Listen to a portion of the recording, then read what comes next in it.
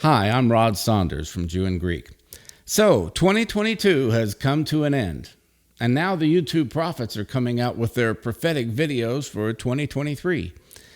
Now, you guys know that I'm a charismatic, and I believe in prophecy, but I don't believe in calendar-based prophecies that are done for clicks and likes.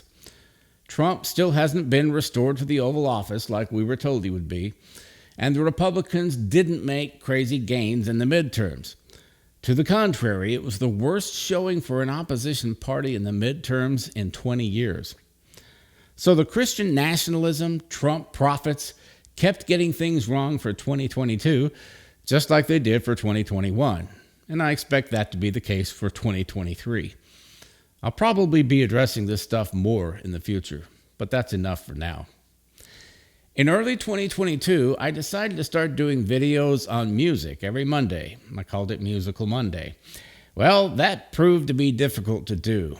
And after I went to a YouTube marketing conference in August, I decided to abandon the music content for now because, according to the experts, the meager results were hurting my channel with the YouTube algorithm.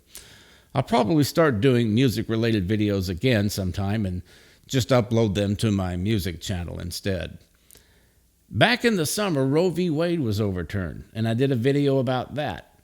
I usually don't discuss politics much, even though it's a popular topic, because I don't want to get bogged down in something that's not really my calling.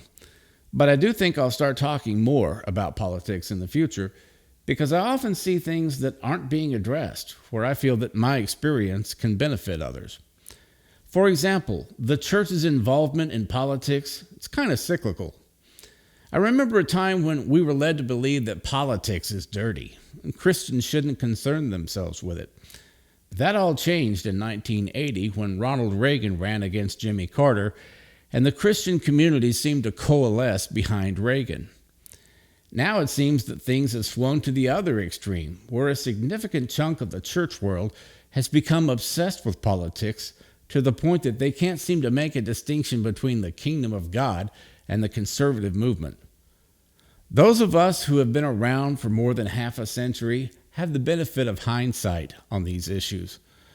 So don't be surprised if you see me start speaking out more on cultural and political issues, but rest assured it's not going to become the focus of my channel. In August, I flew out to Charlotte, North Carolina for the Armed for Victory Media Conference for charismatic content creators. And I met Pastor Alan DiDio in person, along with his son Evan, and Pastor Brian Wright and his gang, and my buddy Gabriel Bello, who sat next to me at the conference and drove me to the airport. That conference really lit a fire under me to see the possibilities for the work that I'm doing. A lot of my time this year was spent building up my following on Facebook. I started off the year with about 11,000 followers and ended up with over 16,000. Which is almost twice the size of my YouTube subscribers. I also started a TikTok account and started creating short videos for YouTube Shorts and Facebook Reels. That was a learning experience, but I think I've got the hang of it now. I made a few new acquaintances in 2022 that I'm excited about. One is Scott Camp, a former Baptist preacher who grew up in my hometown and went to school with my cousin. But I never spoke to him until last year. I'm looking forward to meeting with him in person soon. Also, I met John Kelly, who heads up ICAL, the International Coalition of Apostolic Leaders. I went to Dallas in November for their convention, and I met John in person, along with a lot of ministers from all over the world who love Jesus and have a vision to reach the world with the good news of the kingdom. I'm looking forward to more interaction with the apostolic crowd in the future. While I was in Dallas, I met with a man named Kevin Cortez, who has a background in online marketing. We're in a dialogue about things I can do to take this channel to the next level. I'll be talking about him more in future videos. He's a fascinating guy. But I think the best thing about 2022, as far as this channel is concerned, is that I think I finally learned how to do this. I did several interviews, and I feel that my skills have improved in that area. I started doing live streams, and I feel more confident now about doing those. and I'm going to incorporate new features to make that more interesting. And I've done a lot of work behind the scenes to prepare for a new look for my channel in 2023.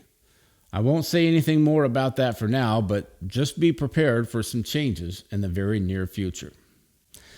Because I'm new to all of this, I've had a tendency to maintain lower expectations for it. After all, my background is mostly in music and information technology. I haven't done much public speaking or Bible teaching, so oddly enough, I'm embarking on a new career at an age when most guys are contemplating retirement. But in a way, my age is a real asset, because I remember things that a lot of YouTube Bible teachers and apologists don't. They're not old enough. So I'm going to try and use that to my advantage. So anyway, thanks to all of you for your support for this channel.